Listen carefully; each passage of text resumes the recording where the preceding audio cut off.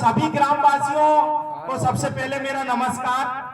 आपके ग्राम में आने का हमारा विशेष उद्देश्य क्या है, सबसे पहले मैं वो बता देना चाहता हूं। दोस्तों और सभी वरिष्ठ जनों, लोकतंत्र में असली मालिक कौन है? लोकतंत्र में असली मालिक है जनता, जो अपना वोट डालती है, सरकार चुनती है। लेकिन वर्तमान समय में क्या हुआ? वर्तमान समय में जो मालिक है वो अपना वोट डाल के 5 साल के लिए सो जाता है। सो गए, वोट डाला है हमने, सरकारें बन गई और हम गहरी नींद में सो जाते हैं। जब हमारे क्षेत्र के जनप्रतिनिधि, चाहे वो विधायक हो, चाहे वो सांसद हो, चाहे वो जिला सदस्य हो, चाहे जनपद सदस्य हो, चाहे वो सरपंच हो, जब ये हमारे पास आते हैं, चुनाव चलते हैं, तो हमसे हाथ जोड़ जोड़ कर वोटें मांगते हैं। चुनाव हो जाते हैं, सरकारें बन जाती है, लेकिन जब जनता को इनकी जरूरत होती है और जब हमारे पास ये आते हैं, तो हम इनसे प्रश्न नहीं करते, इनसे नहीं पूछते कि आपने हमारे बच्चे के भविष्य को क्यों खराब किया। आज आपने देखा होगा गांव गांव में शराब बिक रही है और गांव गांव में शराब मिल जाएगी। आपको मालूम है उस शराब की वजह से न जाने हमने कितने युवा साथियों को खो दिया। उस शराब की वजह से न जाने कितनी माताएं और बहनों की गोदें सुन्नी हो गई।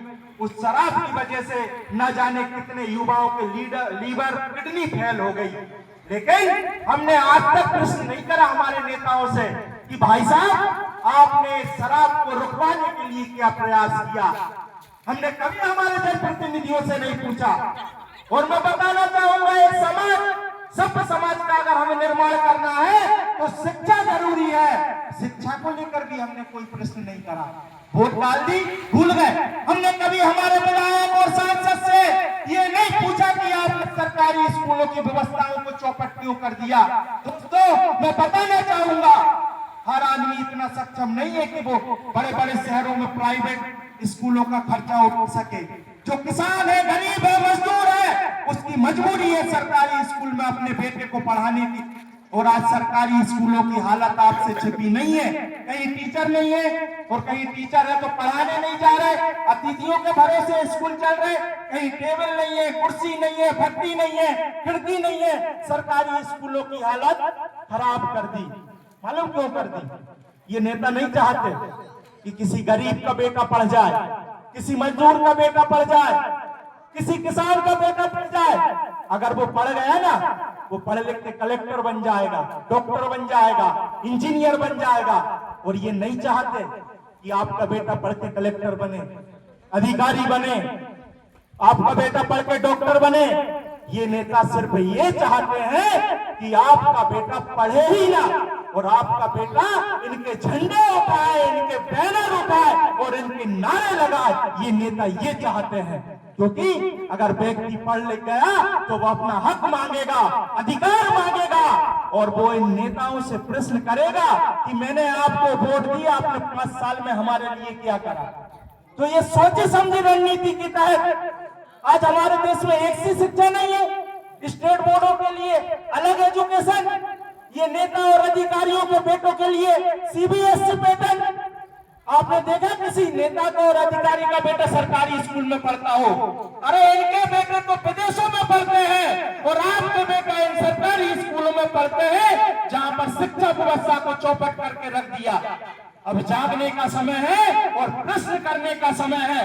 आप लोगों का सहयोग रहा, आप लोगों का समर्थन रहा तो जन सर्वोदय इस क्षेत्र में आपकी आवाज इस क्षेत्र में ही नहीं, विधानसभा और लोकसभा में भी उठाने का कार्य करेगा।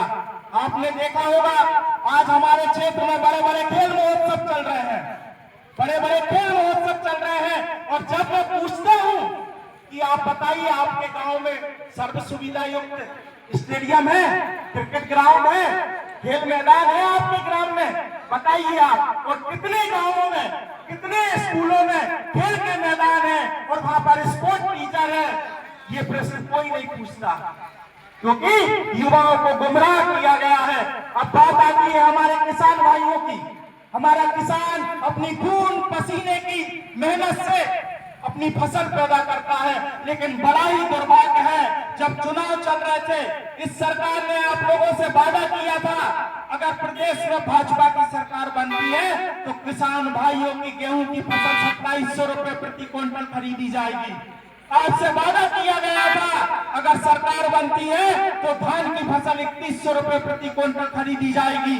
सरकार भी बन गई, किसी किसान भाई का गेहूं 2700 रुपए प्रति क्विंटल नहीं बिका, किसी किसान की क्रांति धान 3100 रुपए प्रति क्विंटल नहीं बिकी, क्योंकि ये झूठे वादे करते हैं, इन्हें सिर्फ चुनाव जीतना रहता है। अब एक बात और सुनो, हमारा किसान मेहनत करता है, वो जैसे में कैसे फसल को बो लेता है, जब उसे खाद की जरूरत पड़ती है तो ये सरकार लंबी लंबी लाइनों में लगाती है सुबह 4 बजे रात से, और किसान सहकारी समितियों में 4 बजे रात से लंबी लंबी लाइनों में खाद और यूरिया के लिए खड़ा रहता है। उसके बाद भी उसको खाद और यूरिया नहीं मिल पाता।